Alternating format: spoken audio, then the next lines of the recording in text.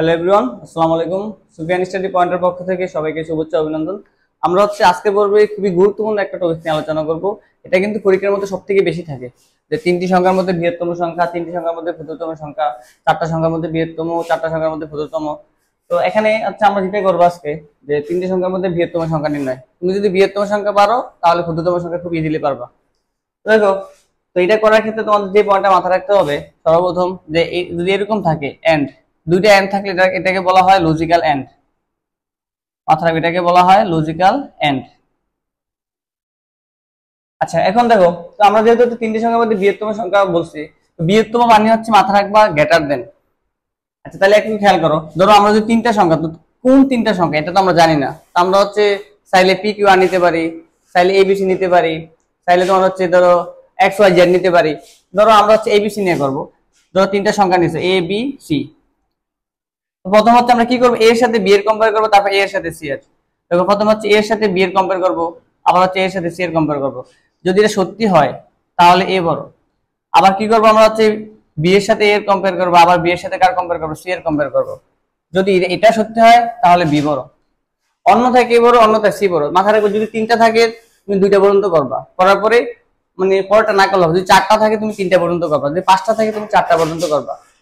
ওকে, এখন দেখো, আমরা প্রথম তিনটি সংখ্যার মধ্যে বৃহত্তম সংখ্যার আমরা তোমার ফ্লো চার্টটা করবা আগে। যদি ফ্লো চার্টটা করো তাহলে খুব সহজে তুমি পারবা অ্যালগরিদমটা করতে। দেখো, আমরা কি করতে হবে, প্রথমে শুরু করতে হবে, ধরো স্টার্ট। তারপর আমাদের ইনপুট হিসেবে কি নিতে হবে, দেখো ইনপুট হিসেবে যেহেতু তিনটা সংখ্যা বলছে, তাহলে আমাদের ইনপুট হিসেবে তিনটা সংখ্যা নিতে হবে। তবে ইনপুট হিসেবে আমাদের তিনটা সংখ্যা, ধরো ইনপুট এ বি সি। আচ্ছা, তারপর দেখো, এখন আমাদের কি করতে হবে, আমাদের একটা কন্ডিশন চালাতে হবে, যে শর্ত রেখে কি বলছিলাম, যে তিনটা সংখ্যা বললে প্রথম এ এর সাথে বি এর কম্পেয়ার করতে হবে, যে এ বি থেকে বড় কিনা। তারপর আবার এ এর সাথে সি এর কম্পেয়ার করতে হবে। তো দেখো, এখন আমরা যদি এটা করি, প্রথম কি করব, আমরা এ এর সাথে বি এর কম্পেয়ার করব।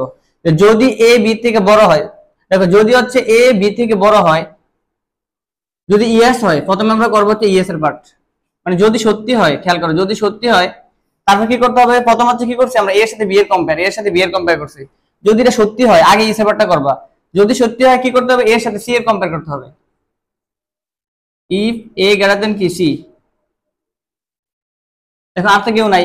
এবার যদি সত্যি হয়, এখন যদি সত্যি হয় তাহলে কে বড়, এ বড়। এখন যদি সত্যি হয় তাহলে কে বড় হবে, এ বড়। দেখো, প্রিন্ট এ। আর যদি মিথ্যা হয়, মিথ্যা হলে কে বড়, মিথ্যা হলে তোমার কি সি বড়, প্রিন্ট সি। তো প্রথমে তোমরা কি করবা, ইএস এর পার্টটা করবা, যে প্রথম এ এর সাথে বি এর কম্পেয়ার করবা। যদি এ বি থেকে বড় হয়, যদি সত্যি হয়, আবার কি করবা, তোমার এ এর সাথে সি এর কম্পেয়ার করবা। দেখো, এ এর সাথে সি এর কম্পেয়ার করছি, তার তো কেউ নাই। যদি ধর ডি পর্যন্ত থাকতো, চারটা সংখ্যা, তাহলে আমরা আবার কি করতাম, এর সাথে ডি এর কম্পেয়ার করতাম। তো দেখো, এখন আমরা যদি এটা করি, আচ্ছা, তো প্রথম আমরা ইএস এর পার্টটা করলাম, যে এখানে এর সাথে সি এর কম্পেয়ার করা, দেখি ইএস হলে কে এ বড়, আর নো হলে কে তোমার সি বড়। এখন দেখো, এখন নো এর পার্টটা করবো আমরা। দেখো, আমরা এ পাইলাম আর সি পাইলাম, তাহলে এখন বাকি আছে কে, আর বাকি আছে বি। তো দেখো, এখন আমরা আরেকটা কন্ডিশন চালাইতে হবে। দেখো, এখন কি লাগবে, ইফ যদি, এখন বাকি রয়েছে কি তোমার, দেখো তো আমরা এই পাইছি, এখন বি বাকি আছে, তাহলে এখন বি এর সাথে কার কম্পেয়ার করবো, সি এর। দেখো, যদি বি গ্রেটার দেন সি হয়, যদি সি এর থেকে বি বড় হয়, যদি ইএস হয় তাহলে কে বড়, ইএস হলে বি বড়, ইএস হলে কে বড়, ইএস হলে বি বড়, প্রিন্ট বি, প্রিন্ট বি। আর যদি নো হয়, খেয়াল করো, নো হলে কে বড়, সি বড়। তো এর সাথে কানেকশন করে দিবা, যে নো হলে কে বড়, সি বড়। আচ্ছা, এখন তিনটা, তাহলে আমরা দেখো তিনটা সংখ্যার মধ্যে বৃহত্তম, তার আমরা এও পাইলাম, বিও পাইলাম, আর একটা সি পাইছি। তাই এখন কি করবো, আমরা তিনটা সংখ্যা একসাথে কানেক্টর চিহ্ন দিয়া যোগ করে দেবো। দেখো, তাহলে এখন কি চিহ্ন দিতে হবে, কানেকশন চিহ্ন। দেখো, কানেক্টর সংযোগ চিহ্ন, তারপর ইন চিহ্ন দিতে হবে। এটা আমাদের তিনটি সংখ্যার মধ্যে বৃহত্তম সংখ্যা নির্ণয়ের জন্য তোমার ফ্লো চার্ট। তো তুমি যদি ফ্লো চার্টটা পারো তাহলে খুব সহজে তুমি সি প্রোগ্রামটা পারবা, এবং তোমার অ্যালগরিদমটা পারবা। এগুলো দেখা যায় না। এখন দেখো, তুমি যদি ফ্লো চার্টটা পারো তাহলে খুব সহজে তুমি এটা অ্যালগরিদমটা পারবা। তো দেখো, আমরা যদি করি, দেখো অ্যালগরিদমের ক্ষেত্রে মাথা রাখবে, এটাতে স্টেপ 1, এটাতে ধরি শুরু করলাম, ধরো এটা স্টেপ 2, এটা স্টেপ 3, ধরো এটা 4, এটা 5, অথবা এটা 4, এটা 5। তো দেখো এখন আমরা যদি অ্যালগরিদমটা করি, তুমি যদি ফ্লো চার্টটা পারো তাহলে অ্যালগরিদম খুব সহজে পারবা তুমি। দেখো আমরা হচ্ছে অ্যালগরিদমটা করব এখন। দেখো প্রথমত স্টেপ 1 ধর স্টার্ট। এখন আমরা করব স্টেপ 2। দেখো স্টেপ 2 কি করছি আমরা, ইনপুট হিসেবে কি নিয়েছি, তিনটা সংখ্যা। দেখো ইনপুট হিসেবে এ নিলাম, বি নিলাম, সি।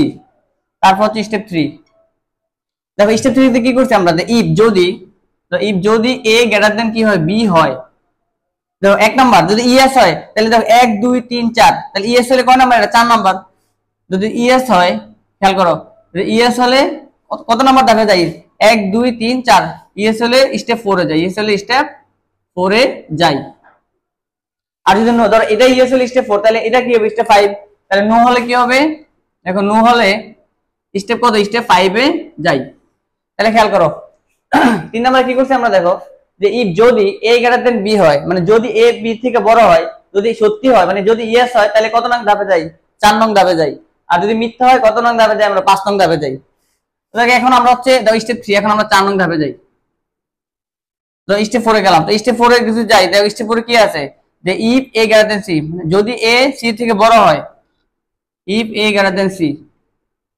দেখো যদি এ সি থেকে বড় হয়, যদি ইএস হয়, এবার খেয়াল করো, যদি এ সি থেকে বড় হয়, যদি ইএস হয় তাহলে কে বড়, এ বড়। আর নো হলে কে বড়, সি বড়। তাহলে দেখো যদি ইএস হয়, ইএস হলে কে বড়, তোমার এ বড়। আর নো হলে, দেখো নো হলে কে বড়, সি বড়। আচ্ছা দেখো স্টেপ 4 করলাম। আচ্ছা আরেকটা কি বলছে, ইএস হলে তোমার স্টেপ 4, তো স্টেপ 4 এ গেলাম। আর নো হলে কত, স্টেপ 5। দেখো এখন তাহলে আমরা স্টেপ 5 হচ্ছে এটা। দেখো স্টেপ 5 একবার মাথা রাখবো। তুমি ধরো এটা হচ্ছে স্টেপ 4 ধরো, তাহলে এটা স্টেপ 5। আর যেহেতু আমরা এটার স্টেপ 4 ধরছি, তাহলে এটা হচ্ছে তোমার স্টেপ 5। তো দেখো আমরা এখন স্টেপ 5 এ যেতেছি। দেখো স্টেপ 5 এ কি, if B greater than C হয়, এবার যদি ইয়েস হয়, দেখো এখন যদি ইয়েস হয় তাহলে কে বড়, বি বড়। ইয়েস হলে প্রিন্ট বি, মানে হচ্ছে বিএস হলে বি বড়। আর নো হলে কে বড়, তোমার দেখো নো হলে কে বড়, সি বড়। নো হলে সি বড়। তারপর হচ্ছে তোমার হচ্ছে কত, ইন্ট, স্টেপ 5 ইন্ট। তো দেখো এটা হচ্ছে আমাদের তিনটি সংখ্যার মধ্যে বৃহত্তম সংখ্যা বললে এটা হচ্ছে ফ্লো চার্ট, এটা হচ্ছে অ্যালগরিদম। তো দেখো তুমি যদি বৃহত্তম পারো, তুমি কিন্তু খুব সহজে ক্ষুদ্রতমটা পারবা। জাস্ট দেখো সেন্সটা কোন জায়গায় হবে, দেখো তুমি বৃহত্তম সংখ্যা পারলে ক্ষুদ্রতম খুব অনায়াসে পারবা। দেখো সেন্স হচ্ছে এক জায়গায়, জাস্ট একটা জায়গায় চেঞ্জ করবা, যে ইফ এখানে গ্রেটার দেনের জায়গা, যে জায়গায় গ্রেটার দেন আছে এই জায়গায় কি লিখবা, লেস দেন। যে জায়গায় গ্রেটার দেন আছে এই জায়গায় কি লিখবা, লেস দেন। দেখো এখানে শুধু জাস্ট হচ্ছে কি দিবা, লেস দেন। জাস্ট এই দুটো কি চেঞ্জ। আর এখানে শুধু এই জায়গা সেম, এখানে কি হবে, লেস দেন। একটু ফস করতো। তো দেখো জাস্ট হচ্ছে চেঞ্জ হবে কোন জায়গায়, জাস্ট যেখানে গ্রেটার দেন ছিল ক্ষুদ্রতম বলে শুধু লেস দেন হবে। দেখো এই লেস দেন, আবার দেখো কোন জায়গায় লেস দেন হবে, এই যে আচ্ছা এখানে জাস্ট এই জায়গায় লেস দেন হবে। তাহলে এখানে বড় জায়গায় শুধু কি লিখবো, ছোট। এই জায়গায় কি লিখবো, ছোট। আবার এখানে কি হবে, গ্রেটার দেনের জায়গায় কি হবে, লেস দেন। এই জায়গায় হবে ছোট, আর এই জায়গায় হবে কি তোমার ছোট। আশা করি এতটুকু বুঝছো। তো তোমরা হচ্ছে জাস্ট মাথা রাখবা, যদি বৃহত্তম বলে তাহলে হচ্ছে তোমার হচ্ছে গ্রেটার দেন, আর তোমার যদি ক্ষুদ্রতম বলে তাহলে হবে লেস দেন। ধন্যবাদ সবাইকে।